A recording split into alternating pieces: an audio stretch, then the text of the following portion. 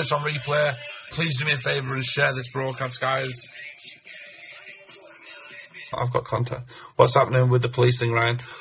Police thing, I've not heard nothing back from him. Obviously, I'm off now, Ryan. Always tuning into your live feed. See you soon. Cheers, Jake. Cheers, bro. Thank you very much, man. Good night, Jake. Everyone say good night to Jake, guys. So obviously, what I am going to say is this. If you are new let me rewind that. On my newsfeed, before Hunters was created, we used to do this, okay? And the reason why we set up Hunters is because the impact it created on my page, on my Facebook page. So we did it for a couple of nights, and we found people find it very interesting. So we were doing the live broadcasting thing, and we got talking to a guy from Manchester who. Shout out to Josh Smith. How's it going, buddy? Talking to a guy from Manchester, and this guy wanted to meet what he believed was a 15-year-old girl. He was from Afghanistan, but he lived in Manchester. He wanted to take her to this place called Shisha. Okay, Shisha. And it's a place, obviously, where they smoke and drink and whatever. And so, obviously, we got in the conversation, and he was saying, and I said, look, I'm grounded. I'm not allowed out. He said, well, why don't you just sneak out the house? I used to do it when I was a child. Sneak out your kitchen window, and I'll meet you around the corner, blah, blah, blah, all this carry on. So, and then obviously, it got a little bit out of our depth, to be honest, because this guy was really forceful. He went on to saying he wanted to have anal sex with his child. He wanted her to bring protection. No, she said, well, I've never done it before. He said, don't worry, I'll use protection. He was saying all these kind of disgusting, vile stuff. And then it got serious. Because what we thought was just a paedophile, we've now later found out he's got ties with ISIS.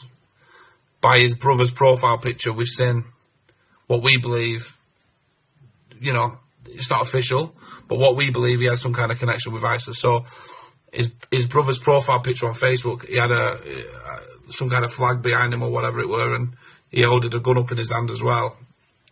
With the, so he had some kind of ties with ISIS because he was from that part of Afghanistan, or wherever he was from, Turkey or whatever, I don't know. So anyway, so obviously the police got involved. The police came out. I had to give them over the evidence. We did a statement, and the police instructed me not to go there.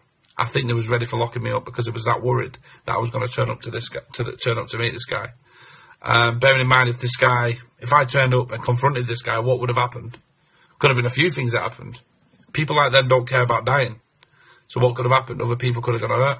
I could have got hurt. They could have got hurt. So we had to rein it in. CID came to my house 3 times that day to make sure I weren't going. They came in the morning. They came in the afternoon. They came in the evening to make sure I was in. They almost house arrested me. They didn't want me to go out. They didn't want me to go out. So, and they was always telling me, look, you cannot go and meet this guy. You cannot go and meet him, So, obviously I took the advice. And this is where we are. So when I rang up the day after, fuming, I was raging. I was like, listen, I did all your work. I put all the investigation together. I put everything together, right? All you had to do is go and arrest him. That's all you had to do is go and arrest him. And voila, what did you do? You did nothing. Didn't go and arrest him on the day. I'm yet to find out what's going on with the case and whether it be I've got to go to Crown Court. They did say what he's in there was definitely arrestable and it'll be going to Crown Court. So he has been arrested, but it's just whether he's pleaded guilty or whatever. One of the questions a lot of people ask about this situation is this: will he get away with it because he didn't understand our language? And the police said, look, no, that doesn't wash. If you went over to where they're from and did something there, you get life. They're not going to go because you didn't understand us. You get to know the law in that country, and that's they said something like the law of the land. You should know that. So yeah. So that's that. But it's, you know, and like I said, so now we're in this position now where the whole media is behind us in a way. It's like they want to talk about us. They want us to be a talking point, because nobody else around here, around the north, or obviously,